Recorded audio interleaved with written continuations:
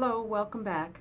Today what I'd like to do is give you a very broad and simple overview so you can organize some of this factual information that you've been reading about in your textbook.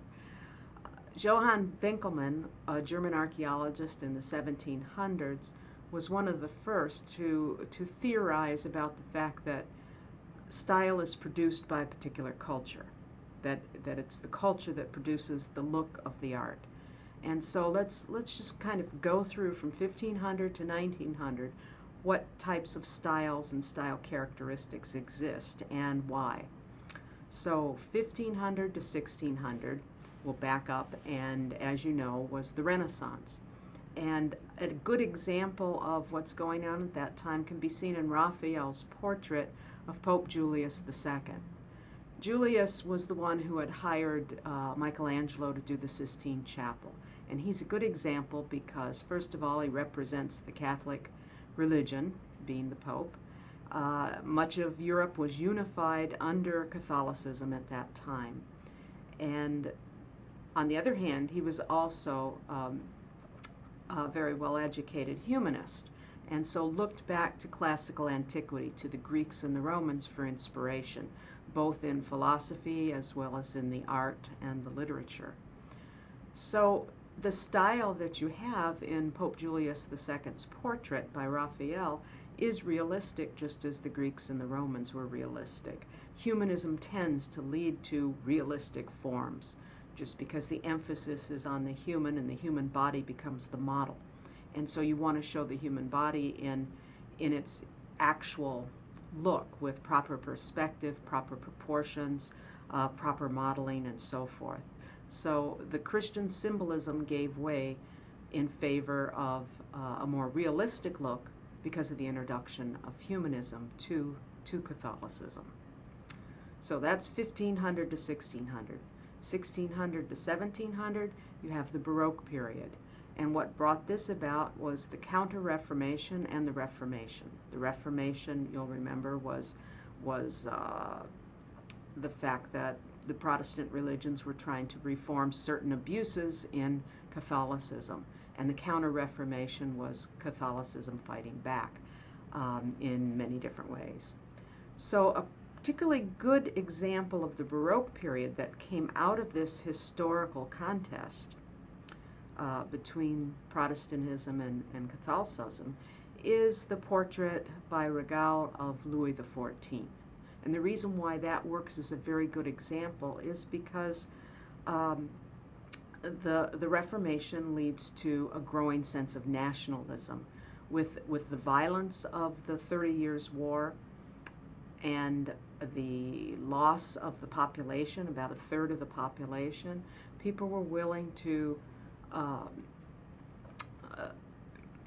adhere to an absolutist type of rule, exemplified by monarchs like Louis XIV.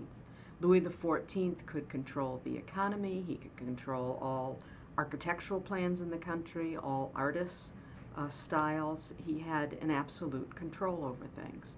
And so in his portrait, you can see that it's very different from Pope Julius. It is very careful to show off all of the implements and textures of an absolute monarch who has the divine right to rule, as they say. He has the fleur-de-lis on his cape. It's made out of ermine.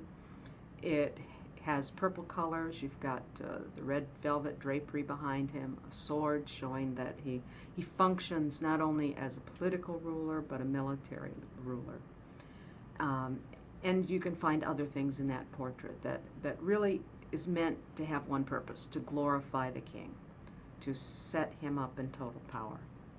So that's the Baroque period, 1600 to 1700. The Rococo is 1700 to 1750. After Louis dies, and we're doing a whirlwind tour through history at this point, but after Louis dies, early on in the 1700s, the succeeding kings are not quite as strong, and soon you have the aristocrats moving out from under the thumb of the monarch and moving back into Paris, and in turn becoming collectors of art that is needed for their new townhouses in Paris.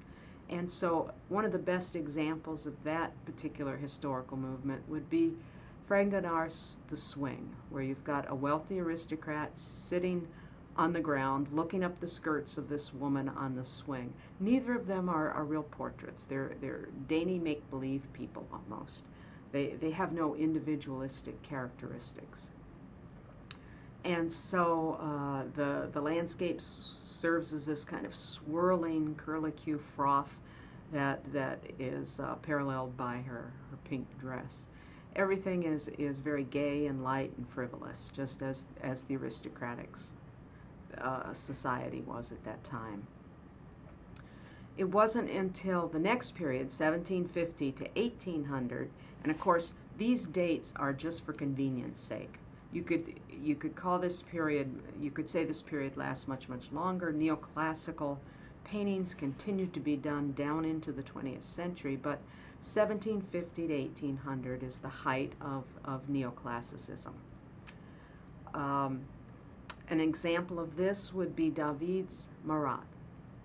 The Death of Marat is a strong political statement. It's modeled on real life after a particular historical occurrence where one of the royalists came in and stabbed Marat while he was bathing in his bathtub.